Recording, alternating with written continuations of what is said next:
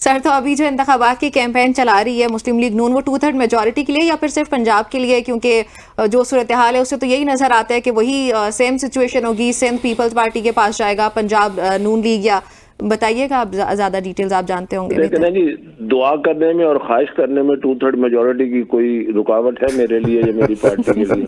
Sir दुआ अच्छा, तो हमारी भी है कि जो भी हुकूमत आए वो बस 2/3 मेजोरिटी के साथ आए। अच्छा, नहीं मैंने कहा शायद आप कह रही हैं दुआ हमारी भी है कि मुस्लिम लीग नून को 2/3 मेजोरिटी मिले।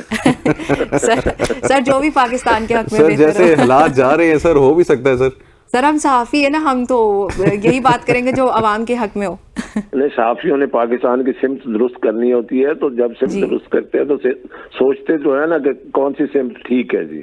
ऐसे ही है। जज्बात देखे, जज्बात और इश्ताल पैदा करके माशरे में बेहंगम तरीके से, मतलब क्या कहूँ, इंटॉलरेंस, अदम बर्दाश्त पैदा करके, और अगर मैं अपना कद बढ़ाता हूँ तो अल्टीमेटली मैं धड़ाम से जमीन पे गिरता हूँ।